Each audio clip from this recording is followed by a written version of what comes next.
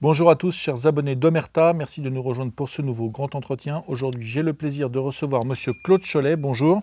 Bonjour. Vous êtes ancien entrepreneur et vous présidez aujourd'hui l'OJIM, l'Observatoire du journalisme. Et je profite de cette introduction pour faire un petit peu de publicité sur la dernière parution éditée à la Nouvelle Librairie de Rodolphe Carte, dont vous préfacez l'ouvrage. Et l'ouvrage s'intitule « La menace néoconservatrice, une France et une Europe sous influence ». Et ça rejoint parfaitement la thématique, chers auditeurs, de notre dernier magazine consacré au retour de Trump et à l'Empire contre-attaque. Claude Cholet, je disais, vous présidez l'Observatoire du journalisme, l'OJIM. Est-ce que vous pouvez d'abord expliquer à nos auditeurs ce que c'est que cet observatoire et pourquoi l'avoir créé ? Alors, l'Observatoire du journalisme, qui est parfois mieux connu sous son acronyme, OJIM, je l'ai créé en 2012. Et 2012, c'était la campagne Sarkozy-Hollande. Alors, maintenant, 2012, ça paraît très loin. Je ne suis pas forcément un partisan inconditionnel de Nicolas Sarkozy, mais le déséquilibre entre le traitement médiatique des deux candidatures, celle de Sarkozy et celle de Hollande, qui finalement a été élue, m'a paru particulièrement déséquilibré.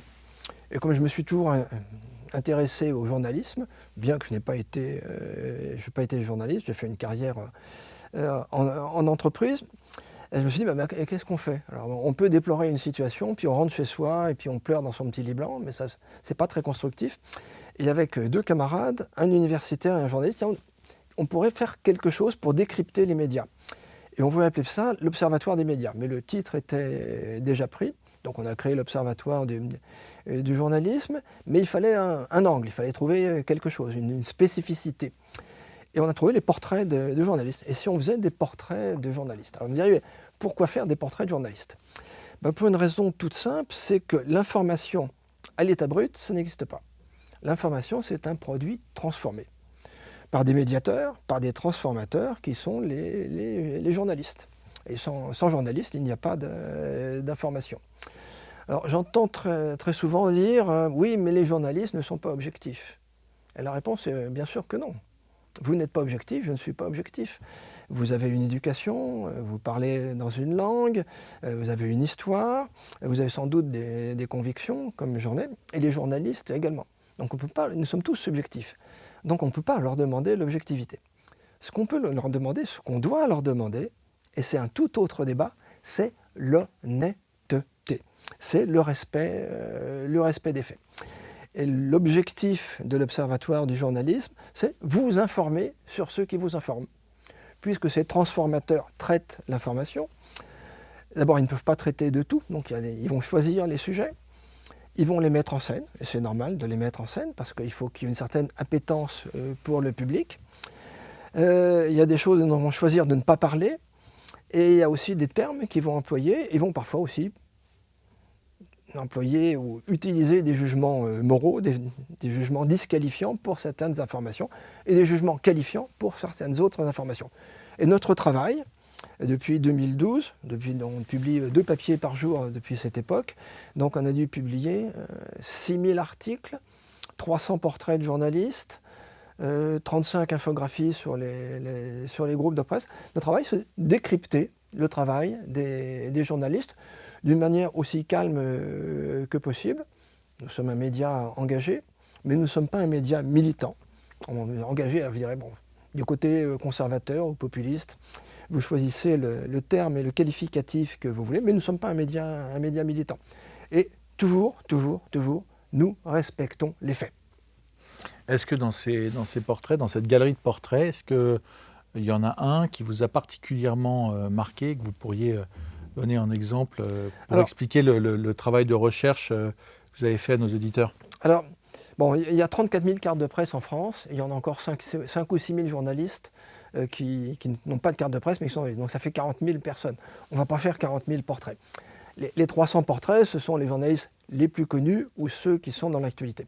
Si je devais en prendre un particulièrement significatif, ça serait celui d'Edoui Plenel. Alors on a consacré un long portrait à Edoui Plenel, y compris un portrait vidéo. Patron de Mediapart. Alors patron de Mediapart, alors, surtout ancien patron du monde. D'abord, on va reprendre dans l'ordre. Hein. Ancien trotskiste, son nom c'était Krasny, rouge, son nom de militant à la Ligue communiste révolutionnaire, rédacteur en chef de Rouge, l'organe de la SR, puis fait une très belle carrière au Monde, dont il devient le rédacteur en chef, puis quitte le Monde et crée Mediapart de mémoire en 2012.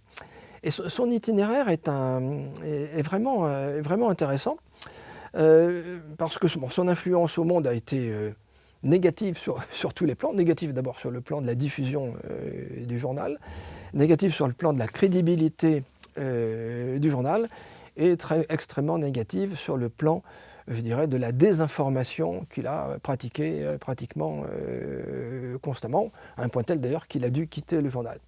Et quand il crée Mediapart, il le crée avec au fond une espèce d'auréole de victime, en disant « j'ai été chassé du Monde », ce qui n'est pas tout à fait exact, il a dû le quitter, mais enfin il l'a quitté plutôt dans de bonnes conditions générales.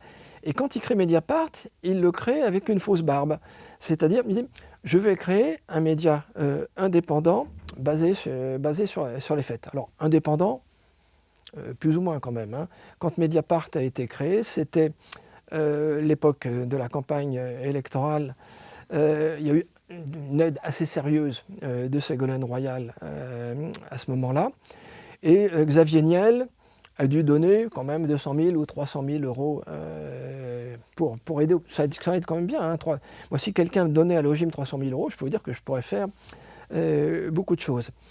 Et Pierre Péan, qui est le journaliste, un très grand journaliste qui est décédé il y a quelques années maintenant, dans le monde diplomatique, alors de mémoire, je crois que c'est un monde de septembre 2019, il a déshabillé le système Mediapart. Et qu'est-ce que c'est que le système Mediapart? C'est un système d'agence de renseignement. Edoui Plenel dispose, de par sa longue carrière de journaliste, et aussi sans doute pour service rendu, de très nombreux contacts dans la magistrature et dans la police. Ces contacts font passer des dossiers qui sont rassemblés par la DGSE, rassemblés peut-être dans les préfectures. Alors ces dossiers, c'est très intéressant d'avoir des dossiers policiers ou des dossiers de magistrats qui sont théoriquement réservés aux policiers et aux magistrats. Ça veut dire qu'on ne respecte pas la loi. Et ensuite, ces dossiers sont mis en forme, remis en scène, assez bien d'ailleurs en général, par les journalistes de Mediapart, et ils le présentent comme des enquêtes indépendantes. Alors qu'au fond, bon, ce sont, je dirais, les sous-produits de ce que passent volontairement les magistrats et certains policiers. Pas tous les magistrats et pas tous les policiers, il ne faut bien sûr pas généraliser. Est-ce que vous parliez de subjectivité, qui selon vous est intrinsèque à tout journaliste, vous parliez aussi d'honnêteté. Est-ce qu'il y a un problème aujourd'hui dans le monde journalistique avec l'honnêteté et une hyper-subjectivité en fait? Alors, bon, c'est pas moi qui vais condamner la subjectivité en soi. Ce que je vais condamner, c'est la subjectivité qui vous induit à ne pas traiter du réel et à soit l'occulter, soit vraiment, dans certains cas, à choisir le contraire du réel. Alors, on ne connaît pas, 34 000 journalistes qui ont une carte de presse, 40 000 au total. Il y a quand même eu des enquêtes qui ont été faites sur les préférences politiques des journalistes. Alors, de mémoire, 2012, ça doit être 40% ou 45% pour François Hollande, 30% pour les autres, ou 35% pour les autres candidats de gauche et du centre, peut-être 15% pour le candidat de droite, et puis Marine Le Pen, ou 2% ou 3%. Ça donne un tableau général. Maintenant, si on s'intéresse aux écoles de journalisme, eh bien c'est pire. Il y a 14 écoles de journalisme qui sont reconnues par l'État en France. Bon, les plus connues, c'est le CFJ de Paris, l'école de Sciences Po, l'ESJ de Lille, qui est la pire, la plus gauchiste de toutes. Et d'ailleurs, tiens, une annonce pour vos téléspectateurs. À la fin du mois d'octobre ou début novembre, nous allons sortir une nouvelle brochure sur les écoles de journalisme qui est extrêmement instructive. Dans ces écoles de journalisme, il y a des votes fictifs. Bon, c'est intéressant, c'est vrai, pour des étudiants en journalisme de faire un vote fictif au moment, en particulier, des élections présidentielles. Alors, je n'ai pas tous les chiffres en tête, mais pour les derniers, que ce soit l'école de Lannion, que ce soit l'école de Sciences Po, que ce soit le CFJ à Paris, que ce soit l'école de Marseille, ça donne Mélenchon entre 50 et 60%. 50 et 60%. Le candidat socialiste, 15%, le candidat écologiste, 12%, Macron, quelques pourcents, et Marine Le Pen, 1%. Comment vous l'expliquez ? Alors ça s'explique assez simplement. La plupart des professeurs, pas tous, encore une fois, ne généralisons pas, sont de gauche ou d'extrême gauche. La plupart, pas tous. Donc il y a déjà un écrémage lors de la sélection des candidats. Alors, je ne veux pas dire qu'il est impossible pour un jeune étudiant de sensibilité conservatrice, soit étudiant dans ces écoles, mais à ce moment-là, il a intérêt à faire profil bas. Je discutais il n'y a pas très longtemps avec Laurent Oberton, qui a fait le SJ de Lille, qui est la pire de toutes. Et alors je lui ai dit, mais comment tu as fait? Parce que les études durent 2 ans. Il m'a dit, pendant 2 ans, je me suis tu. Je me suis tu. J'étais comme une espèce de sous-marin, je ne parlais à personne. Les cours sur le plan technique sont plutôt bien faits. Mais comme si j'avais été repéré, j'aurais sans doute eu des soucis, ben, j'ai pris garde à ne pas me faire repérer. J'ai un autre exemple qui me vient en tête, qu'une ancienne collaboratrice de Logim, qui a fait l'école de Sciences Po, l'école de Sciences Po, qui est une bonne école. À un moment donné, je remonte un peu dans le temps, c'est en 2016, l'école de journalisme décide de faire un vote fictif pour les élections américaines. Et à l'époque, c'était Trump, Hillary et Clinton. 50 élèves votent, 49 pour Hillary Clinton, 1 pour Trump. Et alors là, on se pose la question, mais qui a pu voter pour Trump? Alors d'abord, on la soupçonne, elle, parce que bon, on savait quand même qu'elle était un peu différente des autres, mais elle n'avait pas voté. Alors, on cherche le coupable ou la coupable. On ne le trouve pas. La conclusion, c'est un plaisantin qui a fait ça pour s'amuser. Parce qu'on ne peut pas voter pour Trump à l'école de journalisme de Sciences Po. On doit voter naturellement pour Hillary Clinton. Et je pourrais vous multiplier les exemples en ce sens. Ce qui veut dire que non seulement l'orientation politique générale des journalistes, pas tous les journalistes, une majorité sans doute de journalistes et à des degrés divers, sont progressistes, voilà, utilisons ce qualificatif, et ça ne va pas changer dans les années à venir. Ça risque de devenir pire. Et est-ce qu'il y a comme une évolution en 40 ans de journalisme? Est-ce que vous notez quand même une évolution ou c'est finalement une constante depuis 68? Je crois que ça remonte avant 68. Moi, je pense que ça remonte pratiquement, je dirais, à l'immédiate après-guerre, où il y a eu une espèce de deal entre les gaullistes et les communistes qui étaient très forts à ce moment-là. Les gaullistes disent, nous, on prend la tête des médias, on prend la direction, mais vous faites rentrer autant de journalistes que vous voulez. Alors maintenant, les journalistes communistes, il n'y en a presque plus. Ça devient une rareté. Il y en a quelques-uns à l'Humanité. C'est plutôt écolo-gauchiste. Voilà. Bon, oui, écologiste de... Progressiste. Écologiste de gauche, je dirais. C'est-à-dire le contraire de c'est-à-dire... vert à l'extérieur et rouge, la pastèque, c'est vert à l'extérieur et rouge à l'intérieur. Alors, un peu plus vert, un peu plus rouge. Vous avez toutes les toutes les nuances. Et si je devais donner un qualificatif général, ça serait libéral-libertaire. Plus ou moins libéral sur le plan économique, on ne remet pas en cause en tout cas vraiment le capitalisme, très libertaire sur le plan sociétal, avec des nuances. On sera beaucoup plus libéral à l'opinion, et on sera plus libertaire, je ne sais pas moi, à Politis, à Rempart ou à Bastamag. Mais à l'opinion, on est tout aussi libertaire qu'à Libération. Hein. Aux Échos, on est presque aussi libertaire, ou aussi libertaire qu'au Monde. Hein. C'est-à-dire qu'on vit dans une espèce d'entre-soi naturel. C'est-à-dire qu'être plus ou moins progressiste, on est considéré comme faisant partie de la maison. On fait partie, est-ce que j'emploierais le terme caste? Allez, pourquoi pas. Allez, on fait partie de la caste. On est entre soi. On se comprend. C'est le sociologue de gauche, Pierre Bourdieu, qui avait défini un concept qui me paraît intéressant, qui est celui de l'habitus. Alors, qu'est-ce que c'est que l'habitus? C'est l'habitude.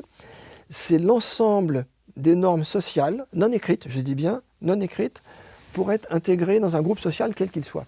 On le sait, quand on change d'entreprise par exemple, la manière de se comporter n'est pas la même. L'habitus du journalisme, sur le plan idéologique, c'est d'être plus ou moins libéral-libertaire. En tout cas, c'est de ne pas être conservateur. Être conservateur, c'est considéré à minima comme un peu bizarre, voire dangereux, ou pire, comme carrément insupportable. Et si vous n'êtes pas dans la ligne, pour la plupart des médias, pas dans tous les médias bien évidemment, on a beaucoup de manières de vous le faire savoir. Et généralement, c'est jamais le propriétaire qui vous le fera savoir. C'est rare que ce soit le rédacteur en chef. C'est pas nécessairement le chef de service. C'est votre voisin d'ordinateur qui va vous dire « Mais François, Étienne ou Juliette, tu te rends compte là de ce que tu as dit en conférence de rédaction ? Mais tu n'es pas vraiment des nôtres. » Tiens, encore une autre anecdote, avec un autre des journalistes qui a écrit à l'OGIM. Un journaliste qui fait une bonne école de journalisme et qui ensuite part à Ouest-France. Très bien, la presse quotidienne régionale, c'est intéressant pour l'apprentissage. Bon, il part à Ouest-France, il s'installe à Rennes, et un jour, conférence de rédaction tous les jours, normal, et un jour, à Rennes, la situation sécuritaire s'est beaucoup dégradée ces 5 ou ces 10 dernières années. Et il y a un fait divers, un Afghan, un réfugié afghan, on ne sait pas s'il est réfugié avec des papiers ou sans papiers, l'histoire ne le dit pas, agresse une vieille dame. Il ne la tue pas, mais il la mollesse très sérieusement pour lui prendre son sac. Bon, on en parle en conférence de rédaction. Ah oui, tiens, on en parle, qu'est-ce qu'on pourrait faire, etc. Et puis il y a un journaliste qui dit, mais attention, si on en parle, est-ce que ça ne va pas favoriser, à l'époque c'était le Front National, c'était pas le Rassemblement National, est-ce que ça ne va pas favoriser le Front National et le Rassemblement National? Ah, mais t'as raison, mais c'est vrai, c'est embêtant ça. Alors, qu'est-ce qu'on peut faire? D'abord, on va changer le prénom. Alors, je ne me souviens plus du prénom de cet Afghan. On va l'appeler, une petite plaisanterie, on va l'appeler Vladimir, au hasard, parce que ça peut être amusant. Puis par ailleurs, on ne va pas en parler quand même trop. On ne va pas mettre 4 colonnes, hein. On va mettre une colonne dans un coin. Et à ce moment-là, ce garçon, qui est jeune diplômé, qui est encore, je dirais peut-être plein d'illusions, jeune diplômé, il dit mais quand même, c'est pas possible. On doit respecter le réel. On ne peut pas changer ce prénom et mettre Vladimir. Et puis silence de mort. Bon, la conférence de rédaction se termine. Et à ce moment-là, c'est un journaliste qui vient le voir en lui disant, mais dis-moi là, est-ce que tu te rends compte de ce que tu as dit pendant la conférence de rédaction? Est-ce que tu t'en rends compte? Mais tu n'es pas des nôtres. Et tu es de l'autre côté. Tu es fasciste. Mais fais très attention à ce que tu dis, hein. Sinon tu ne pourras pas rester. C'est un avertissement sans frais. En bonne et due forme. Qu'est-ce qui s'est passé? Au bout d'1 an, il est parti. Parce que le climat était irrespirable, et lui, il considérait qu'il ne pouvait pas faire son métier. Il ne faut pas se faire d'illusions. Le climat politique dans la presse quotidienne régionale est plutôt pire que dans la presse quotidienne nationale. Est-ce qu'il y a quand même on voit qu'il y a une radicalisation sur la scène politique, qu'il n'y a plus beaucoup d'espace finalement pour l'espace central qui part soit vers la gauche, l'extrême gauche, soit vers le Rassemblement national. Est-ce que c'est un peu avec une radicalisation de la vie politique, des échanges politiques, est-ce qu'il y a vous observez le même phénomène dans la sphère journalistique, c'est-à-dire que il faut soit vous êtes dans la sphère de gauche, d'extrême gauche, soit vous passez, ou des progressistes, soit vous passez du côté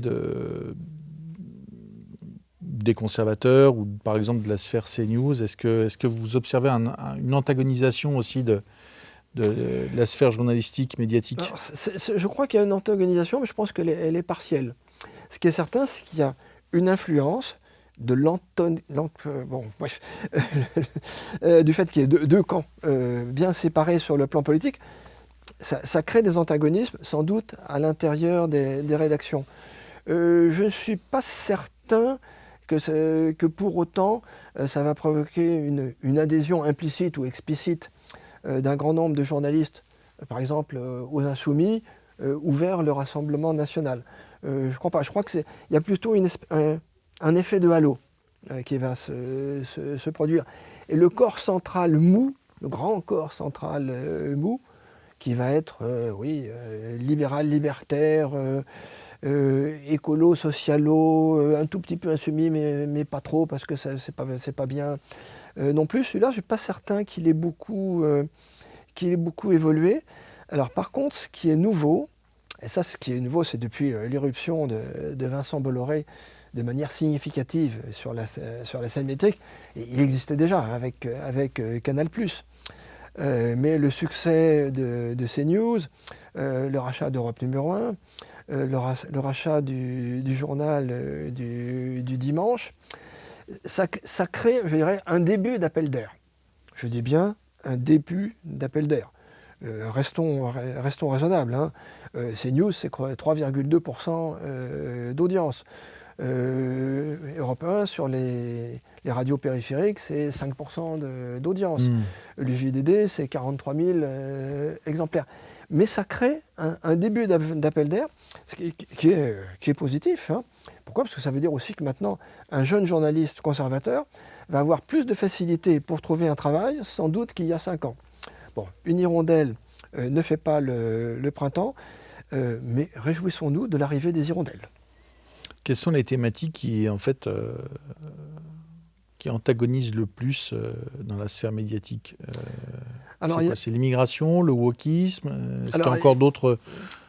Alors, l'année dernière, il y a une association de journalistes polonais, une association de journalistes de polonais conservateurs, m'a demandé de faire une conférence à Varsovie, en anglais, puisque je ne parle pas le polonais, sur les médias en France. Et entre autres, ce qui nous intéressait, de savoir quels sont les tabous. Les tabous. Enfin, les sujets dont on ne doit pas parler. Alors j'ai dit, c'est les 3 I. L'islam, l'immigration et l'insécurité. D'abord, si possible, le mieux, c'est de ne pas en parler. Il n'y a pas de problème, pas de vague, ça n'existe pas. Et si on en parle sur la pointe des pieds et avec une sémantique particulière. L'islam, c'est une religion comme une autre. Bon, c'est au même rang que le christianisme, ou le bouddhisme, ou l'hindouisme, pourquoi pas. Bon, une religion comme les autres. L'immigration, si on y réfléchit bien, c'est une ouverture culturelle magnifique. Et c'est une chance pour la France, et c'est une chance pour l'Europe. Et par ailleurs, c'est bien quand même bien nécessaire. Sur le plan économique, l'insécurité. Bon, quelle insécurité ? Il y a un sentiment d'insécurité. Au fond, non, l'insécurité n'augmente pas. Ce qui augmente, c'est une espèce de paranoïa de mauvais journalistes dont il faudrait qu'ils s'expriment le moins possible, qui parlent d'insécurité. Mais si on n'en parlait pas, il n'y aurait pas d'insécurité. Et ça, je leur ai dit, ça c'est l'impensée radicale des journalistes français.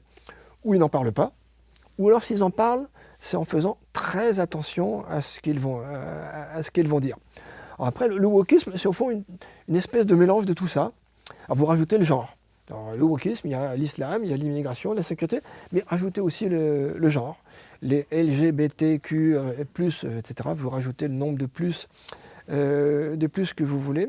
Alors maintenant, on a le sujet du genre, on a le phénomène MeToo, les féminicides, etc., etc., etc. Le mâle blanc de plus de 50 ans, qui est un représentant éhonté du patriarcat auquel je m'honore d'appartenir, qu'il faut éliminer.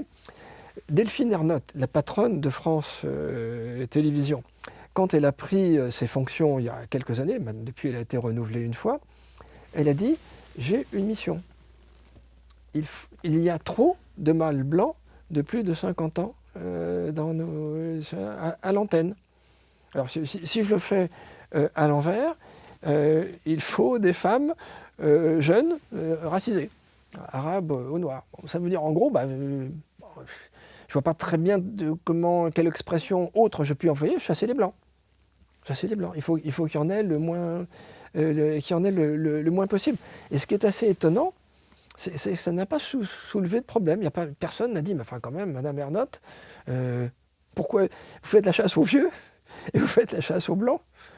Expliquez-nous pourquoi. Non, c'est passé comme une lettre à la poste. Donc je dirais que ça peut quand même vous donner l'ambiance qui peut régner à France Télévisions, et je ne pense pas que l'ambiance soit très différente à Radio France. France Télévisions et Radio France sont les premiers employeurs en nombre de journalistes en France. Ça doit être plus de 4000 journalistes ou 4500 journalistes au total. Est-ce que prenons deux exemples, sur la question du conflit russo-ukrainien et sur la question du conflit israélo-libano-palestinien, est-ce que vous retenez du traitement de ces deux conflits par les chaînes d'information principales un traitement particulier, un traitement honnête ou malhonnête? Qu'est-ce que vous pouvez en dire? Alors, on va les prendre dans l'ordre. Dans le conflit russo-ukrainien ou Russie-OTAN, parce que moi je pense que c'est plutôt un conflit entre la Russie et l'OTAN que vraiment avec l'Ukraine. Les pauvres Ukrainiens servant, je dirais, de main-d'œuvre, et une main-d'œuvre qui est taillable et corvéable à merci. Personnellement, j'ai beaucoup de peine quand je pense aux jeunes Ukrainiens, aux jeunes Russes qui tombent sur le front, dans un conflit que, si on le replace dans un contexte plus général, n'a pas été déclenché vraiment par les États-Unis, mais a été très largement, les conditions du conflit ont été très largement favorisées et construites par les États-Unis. Mais c'est un autre sujet. Alors quand le conflit OTAN Russie s'est déclenché, là il y a eu une espèce d'unanimisme des médias. On a vu un diable qui sortait de sa boîte. Le diable, c'était Vladimir Poutine. Et de manière parallèle, on a vu un ange avec des très petites, des très jolies ailes et des dentelles, qui était Zelensky, qui devenait, je dirais, un parangon de vertu. Et là, j'ai l'impression que ça n'a pas énormément changé. Enfin, on a vu des choses extraordinaires. Des numéros entiers du Point et de l'Express consacrés au conflit, mais d'une manière totalement univoque. C'est-à-dire, on s'engage, il faut défendre l'Ukraine et combattre la Russie. Avec des fausses... Mais, alors, on parle de fake news, alors là, il faut dire, mais des choses hallucinantes. Je me rappelle, je ne me souviens plus si c'est Le Point ou l'Express, c'est un des deux. Il y avait un portrait de Vladimir Poutine où on expliquait qu'il avait un chaman et qu'il sacrifiait des aigles avec un couteau, avec son chaman, pour connaître l'avenir. Dans le même numéro, il y avait un expert qui expliquait que Poutine était un fou furieux, que c'était un impulsif, qu'il avait déclenché ce conflit sans y réfléchir. Il y en avait un autre, dans le même numéro, un autre expert qui expliquait que ce conflit avait été préparé depuis très longtemps par Vladimir Poutine dans un plan absolument machiavélique, dans le même numéro, sans que le rédacteur en chef voie la contradiction. Mais après tout, un lecteur pouvait lire tel article et pas lire tel autre, et avoir le Poutine machiavélique ou au contraire le Poutine sanguin et qui ne réfléchit pas. Alors j'ai pas l'impression que ça ait beaucoup changé depuis. Il y a sûrement quelques exceptions dont vous faites partie, aussi bien sur votre chaîne YouTube que sur le numéro papier d'Omerta. Donc je crois qu'il y a une espèce d'unanimisme qui s'explique très largement, peut-être pourrons-nous y revenir, par l'influence du soft power américain en France. Et sur le conflit israélo-palestinien, je crois que c'est presque la même chose. C'est-à-dire que le conflit israélo-palestinien est vu en termes, je dirais, immédiats, c'est-à-dire le massacre, il faut bien parler de massacre, le massacre du Hamas le 7 octobre qui fait 1200 morts, ce qui est tragique et condamnable. Mais après, je dirais, alors je ne sais plus combien on est, 40 000, 45 000, 50 000 morts du côté palestinien. Au fond, oui, ce sont des victimes collatérales. Mais j'ai l'impression qu'elles ne sont quand même pas traitées tout à fait de la même manière. Et j'ai l'impression que là aussi, il y a plutôt un parti pris pro-israélien. On a le droit d'être pro-israélien par ailleurs, mais je ne suis pas certain qu'il y ait toute la mesure et toute la distance qui devrait être prise, avec quelques exceptions, pour traiter d'une manière équilibrée de ce conflit, qui est un conflit tragique où tout le monde est perdant. Alors vous parliez de l'influence américaine en France, dont on retrouve le traitement dans notre dernier magazine. Quand on voit là, avec cette fin de campagne américaine, le traitement par les médias français, les médias mainstream dirons-nous, de la campagne américaine, on voit quand même un Trump qui est présenté comme un dingue, un escroc, un pervers, enfin, et qui est affublé vraiment de tous les défauts et de toutes les tares possibles, et une Kamala Harris qui, vous parliez de Zelensky dépeint en ange avec ses ailettes, etc. On a l'impression que c'est exactement la même chose, que finalement le procédé de diabolisation d'un côté et d'angélisation de l'autre est reproduit systématiquement. Et là, avec la campagne américaine, on est certainement au paroxysme du procédé, non ? Je crois qu'on pourrait parler de séquence. On pourrait faire une analyse séquentielle. Joe Biden, on a quand même peut constater assez facilement qu'il était quand même plus très frais et peut-être pas tout à fait en mesure d'exercer la présidence. Jusqu'au moment où Joe Biden se retire, les médias mainstream, les médias dominants, ce que j'appelle les médias de grand chemin, disent oui, Joe Biden, peut-être qu'il a son âge, mais il a quand même très très bien dirigé les États-Unis pendant 4 ans. Et au fond, on pense quand même qu'il est plutôt capable. Il y a des mauvais esprits qui insistent sur des incidents. Bon, il fait des lapsus, il confond l'Iran et l'Irak, il confond la Hongrie et la Russie. Bon, mais tout ça, ce n'est pas très grave. Vu des États-Unis, l'Iran, l'Irak, c'est quand même très proche. Il y a des frontières communes, etc. Et Kamala Harris, son image n'était pas très bonne, y compris dans les médias européens, et en particulier, bien sûr, elle est vue plutôt comme une femme plutôt autoritaire, représentant quand même de grands intérêts économiques, représentant quand même l'upper class américaine. Hein. Et puis à un moment donné, Biden, on voit très bien. Le pauvre vieux, il n'y arrive plus. Donc il faut trouver une roue de secours. Et comme les temps sont serrés, la seule roue de secours qu'on puisse trouver, c'est Kamala Harris, puisqu'elle est vice-présidente et on l'a sous la main. Et là, coup de baguette magique, Kamala Harris, qui avait une image négative, vous savez ce qu'on appelle en italien santo subito. Elle devient une sainte. Elle devient une femme formidable. Elle est racisée, plus ou moins quand même. Elle est féministe, bien évidemment. Elle a un mari qui est délicieux, qui vient du Midwest. C'est une mère de famille, c'est une combattante, c'est une modérée. Elle est délicieuse, et bien sûr, il faut voter pour Kamala. D'ailleurs, on l'appelle Kamala maintenant, parce que c'est son petit nom. Il faut voter contre Trump, parce que Trump, Rendez compte, le nombre de procès qu'il a eu sur le dos. Il s'en est toujours sorti. Il continue à en avoir. Donc il y a une polarisation, une double polarisation, une séquence. Le diable d'un côté et la sainte Kamala Harris de l'autre, à travers ce qu'on doit appeler un processus qui est un processus de construction pur et simple.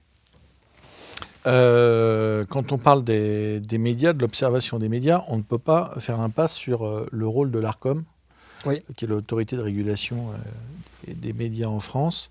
Est-ce que ça fait partie des études de l'OGIM et qu'est-ce que vous pouvez dire du traitement réservé par l'Arcom au groupe Bolloré et à une partie du groupe, puisque le groupe Bolloré, il y a Canal, il y a C8 et CNews, et donc en particulier à C8. Est-ce que C8 ne paye pas, je dirais, le succès de l'émission d'Hanouna, certes, mais surtout le succès de CNews? Alors, l'histoire est intéressante.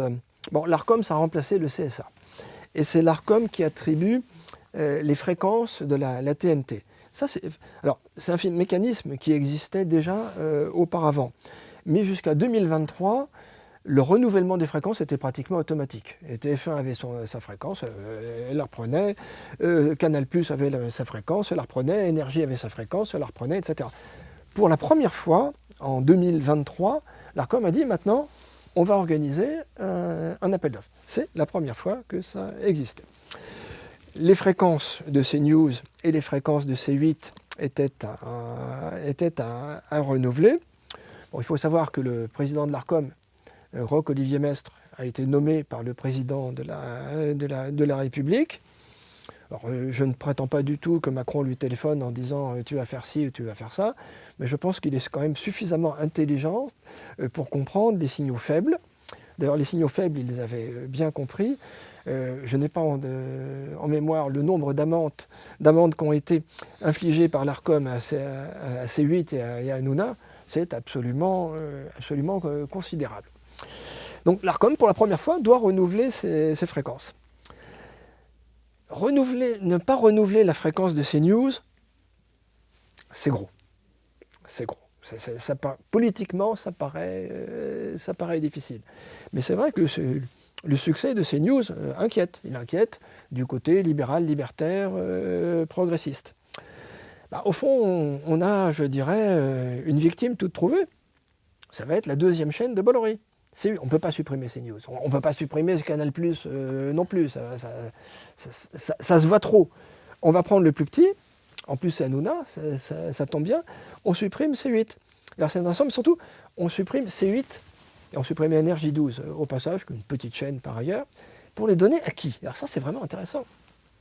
D'abord à Daniel Kretinsky, le milliardaire tchèque qui vient de racheter Editis, la société, l'éditeur, qui a racheté Marianne, qui est en train de le vendre maintenant, qui a lancé Franc-Tireur.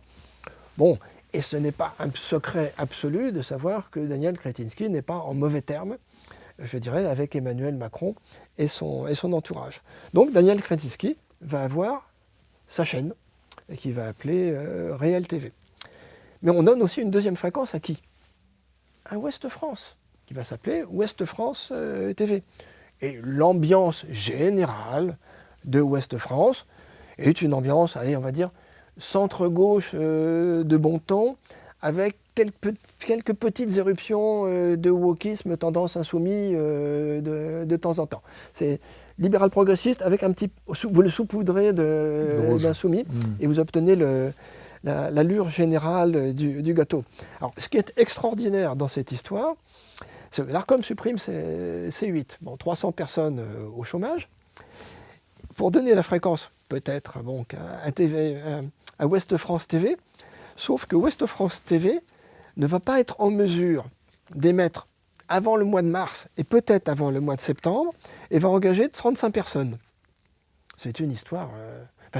j'allais dire c'est une histoire à dormir debout. Non, c'est pas une histoire à dormir debout. Au fond, c'est une histoire où on fait un rêve éveillé, et on voit que l'Arcom, je ne pense pas que ce soit sur une instruction une instruction directe, mais je dirais sur une ambiance, l'ARCOM comprend qu'il faut aller dans le sens du vent, on supprime C8, on donne une fréquence à Kretinsky, on donne une fréquence à Ouest France, qui sont quand même effectivement mieux intentionnées que ne l'était la deuxième chaîne de Vincent Bolloré.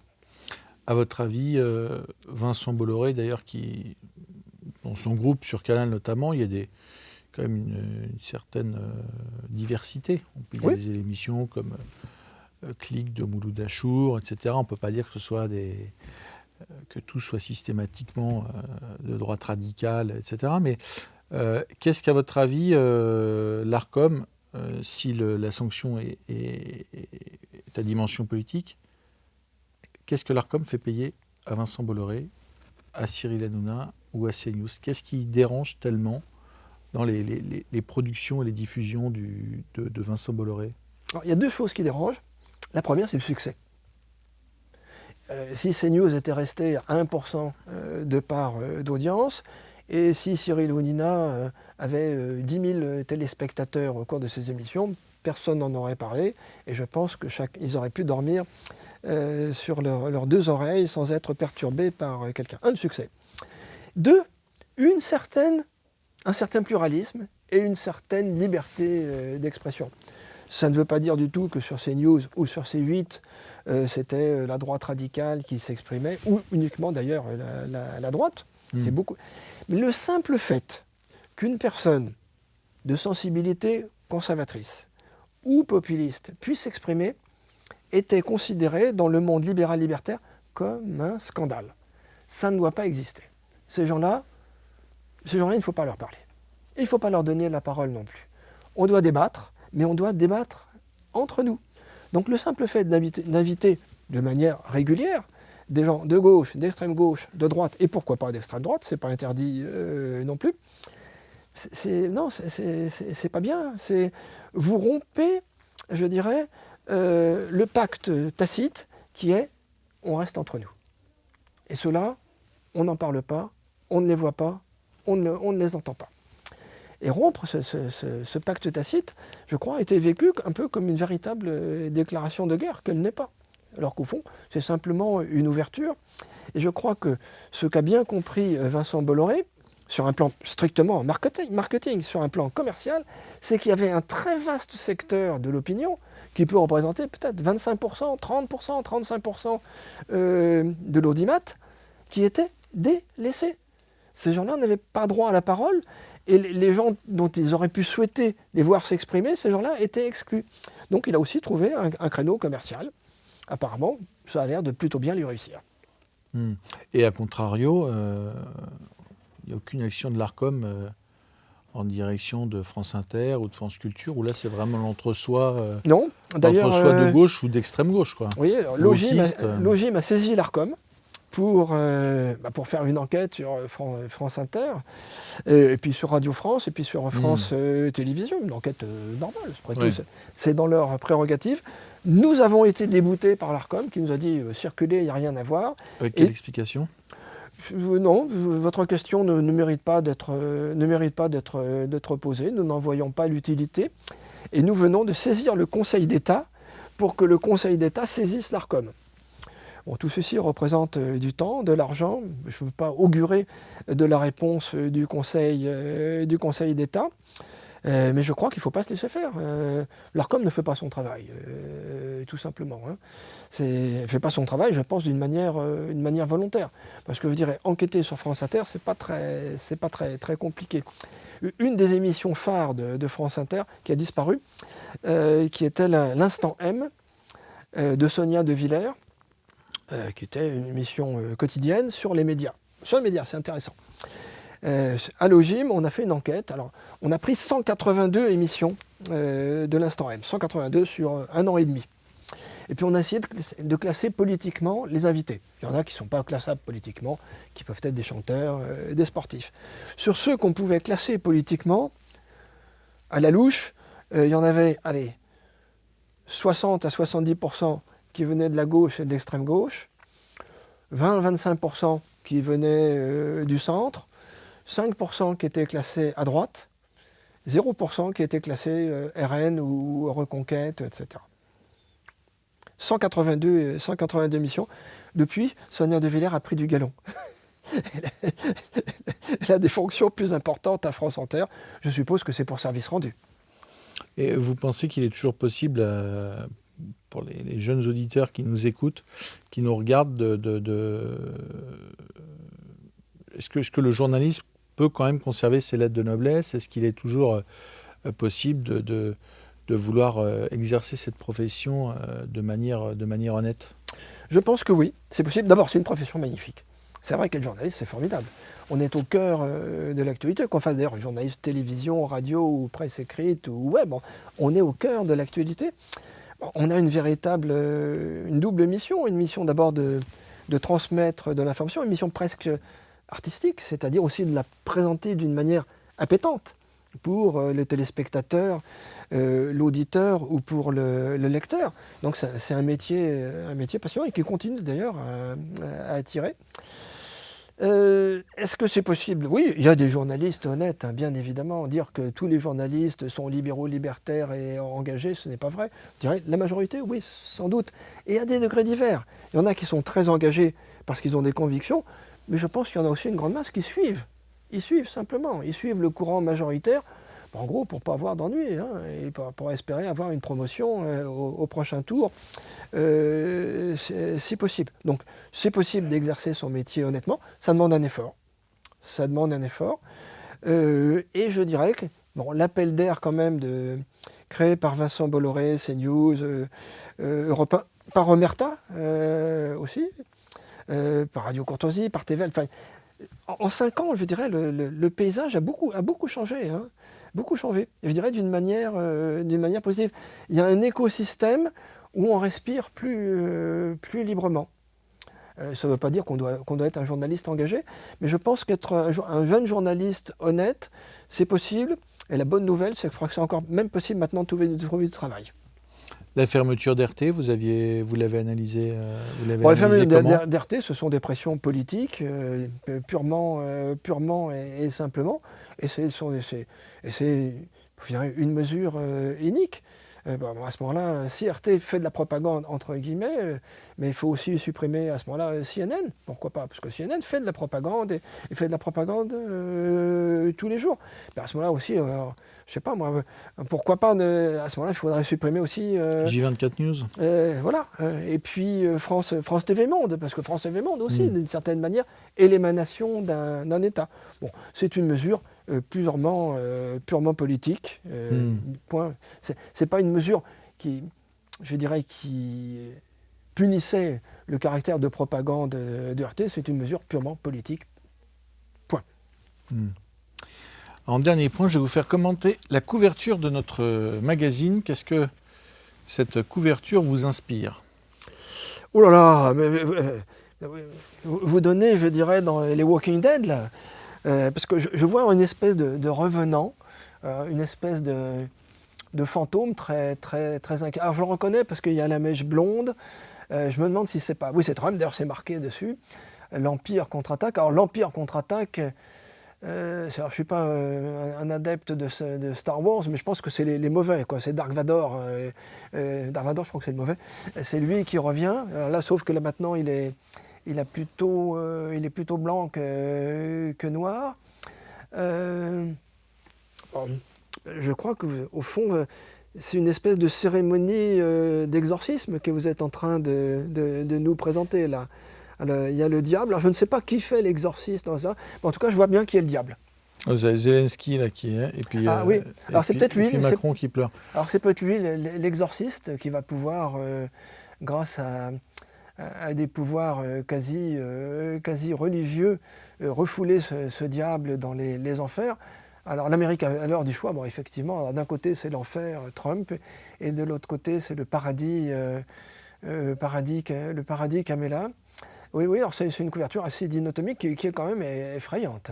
Alors, il y a plusieurs grilles de lecture sur cette couverture. Une des grilles qu'on propose, c'est de dire que l'Amérique monde, qui est quand même une constante, même s'il y a des nuances entre républicains et démocrates, est quand même mise à mal par la politique démocrate qui pousse notamment les valeurs telles que le wokisme qui sont rejetées par la plupart, enfin par 80% des pays de la planète. Et l'Empire contre-attaque, c'est de dire finalement est-ce que le meilleur moyen pour sauvegarder son influence dans le monde, c'est pas la politique internationale que propose Donald Trump et les valeurs conservatrices que porte Donald Trump, qui seraient peut-être plus à même de faire respecter, voire de faire aimer l'Amérique sur la planète. Nous ne faisons pas d'illusions. Si Trump gagne, il défendra les intérêts américains. Il est élu pour défendre les Américains. Il ne faut pas que les Européens vivent, y compris les conservateurs, dans une espèce d'illusion en disant Trump va nous aider. Trump, il va défendre d'abord les intérêts des États-Unis. Il est élu pour ça. Donc, je dirais, si Trump est élu, je crois que ça sera quand même une bonne nouvelle pour la liberté d'expression en règle générale. N'attendons pas qu'il vienne en Europe comme sauveur de l'Europe. Ce n'est pas son objectif. Claude Cholet, merci. Chers auditeurs, cet entretien touche à sa fin. N'oubliez pas de vous procurer le livre « La menace néoconservatrice, une France et une Europe sous influence » de Rodolphe Carte, que nous avons reçu ici également, à la Nouvelle Librairie Édition. N'oubliez pas de vous abonner à cette chaîne YouTube, de liker et de partager cet entretien. Je vous dis à très bientôt.